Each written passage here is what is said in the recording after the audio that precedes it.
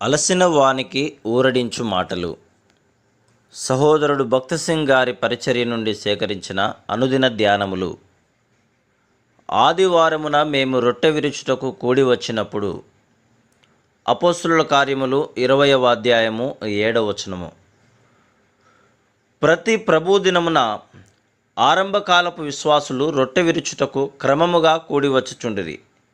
ప్రభుదినమున అందరము కూడి వచ్చుటలో గల ముఖ్యోద్దేశం ఏమనగా, మన ప్రభువు మన రక్షకుడుగా నగుటకు చెల్లించిన క్రయమును, ఆయన రెండవ రాకడలో మనలను ఆయనను పోలిన వారముగా నుండుటను జ్ఞాపకం చేసుకొనుట కొరకే. ప్రభువు బల్లలో మనము యోగ్యముగా, క్రమముగా, నమ్మకముగా, దీనత్వముతో పాలు పొందిన ఎడల ఆత్మీయముగా ఎదగగలము. ఆయన దృష్టిలో మనమందరము సమానులమని, అందరికీ సమాన ప్రవేశము గలదని జ్ఞాపకము చేయుటకే మనము బల్లను మధ్యలో ఉంచుదుము. బల్ల యొద్ద మనమందరము ఆయనకు సమానముగా ప్రశస్తమైన వారమని, సమానముగా అవసరమైన వారమని, సమానముగా ముఖ్యమైన వారమని క్రీస్తు శరీరం యొక్క మర్మమును అర్థం చేసుకుందుము. ప్రభువు బల్లలో ఆయన మన ఆహారము, పానమని, ఆయనలో మనము సంపూర్ణముగా తృప్తి పొంది ఉన్నామని సాక్ష్యమిచ్చుటకే పాలు పొందుదుము.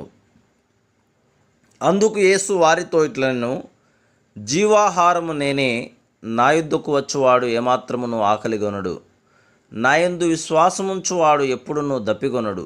యోహాను సువార్త 6వ అధ్యాయము 35వ వచనం. యోగ్యముగా పాలు పొందుట ద్వారా మనము లోక సంబంధమైన కోరికలన్నిటి నుండి, ఆకర్షణలన్నిటి నుండి విడిపించబడుదుము. ప్రభువు బల్లలో యోగ్యముగా పాలు పొందిన ఎడల అన్ని తరగతులకు చెందిన విశ్వాసులతో ఏకత్వమును అనుభవించగలం. అందుచేతనే స్త్రీ పురుషులు ఆరాధనలో, బల్లలో సమానముగా పాలు పొందుటకు యేసుక్రీస్తు ప్రభువు నామమున ఆహ్వానించబడుదురు. తిరిగి జన్మించిన వారు, పాపక్షమాపణ పొందిన వారు, యేసుక్రీస్తు ప్రభువులో నిజమైన సమాధానమును కనుగొనిన వారు, ఆయన రాకడ కొరకు ఎదురుచూచువారు బల్లలో పాలు పొందవచ్చును. కానీ వారు పరిశుద్ధమైన చేతులతో, మంచి మనస్సాక్షితో, పవిత్ర హృదయముతో పాలు పొందవలను. 1 కొరింథీ 10వ అధ్యాయము 21వ వచనంలో అపోస్తలుడు 2 బల్లలను గురించి మాట్లాడుచున్నాడు. ప్రభువు బల్ల, సాతాను బల్ల. మీరు ప్రభువు పాత్రలోనిది, దయ్యముల పాత్రలోనిది కూడా త్రాగనేరరు. ప్రభువు బల్ల మీద ఉన్నదానిలోను, దయ్యముల బల్ల మీద ఉన్నదానిలోను కూడా పాలు పొందనేరరు. లోక సంబంధమైన సంతోషము, సంగీతము, కార్యకలాపములు, సమావేశములు, జీవన శైలి, పుస్తకములు దయ్యపు బల్లను సూచించుచున్నవి. ప్రభువు బల్ల దేవుని ప్రణాళిక, ఆయన సంఘము, ఆయన ఇంటిని గూర్చి తెలియజేయుచున్నది.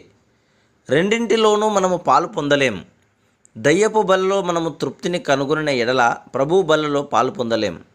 ప్రపంచమంతటిలో అనేక మంది విశ్వాసులు సినిమాలు, నాట్యములు, లోక సంబంధమైన పుస్తకములు, టీవీ, విందులు, సంగీతములు మున్నగు దయ్యపు బల్ల సంబంధమైన వాటి కొరకు ఆకలి కలిగి ఉన్నారు. నీవు ఆ స్థితిలో ఉన్న ఎడల ప్రభువు బల్లలో పాలు పొందలేవు. నా ప్రభువే నా సంతృప్తి, నాకు ఏ కోరికలు లేవు అని నీవు చెప్పగలిగి ఉండవలను. ప్రభువు బల్లలో పాలు పొందుట ద్వారా నా ప్రభువే నా ఆత్మీయ ఆహారము, పానము, విశ్వాసముతో నేను తినుచున్నాను, ఆయనే నా సర్వసంతృప్తి అని చెప్పగలిగిన వారముగా ఉండవలను. నీవు పాపపు తలంపులు, మాటలు, క్రియల వలన అపవిత్రపరచబడిన ఎడల సంగతులు సరిచేసుకొని ప్రభు బలలో పాలు పొందవలను. మోకాళ్ళపై ఉండి, దేవా నన్ను పరిశోధించి నా హృదయమును తెలుసుకొనుము, నన్ను పరీక్షించి నా ఆలోచనలను తెలుసుకొనుము. 139వ కీర్తన 23-24 అని ప్రార్థించవలెను. మనము అయోగ్యముగా పాలు పొందిన ఎడల శిక్షావిధి కలుగుటకై పాలు పొందుచున్నామని లేఖనము చెప్పుచున్నది. కాబట్టి ఎవడు అయోగ్యముగా ప్రభువు యొక్క రొట్టెను తినునో, లేక ఆయన పాత్రలోనిది త్రాగునో, వాడు ప్రభువు యొక్క శరీరమును గూర్చియు రక్తమును గూర్చియు అపరాధి అగును. ప్రభువు శరీరమని వివేచింపక తిని త్రాగువాడు తనకు శిక్షావిధి కలుగుటకై తిని త్రాగుచున్నాడు. 1 కొరింథీ 11:27-29 వచనం.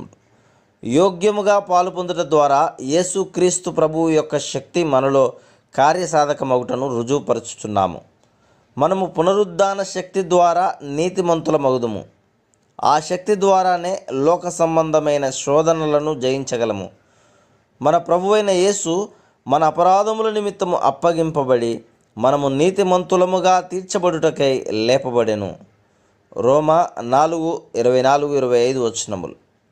మనలను మనము పరీక్షించుకొనిన తర్వాత దీనులముగా కృతజ్ఞతతో, గౌరవముతో, విశ్వాసముతో ప్రభు బలలో పాలిభాగము పొందవలెను.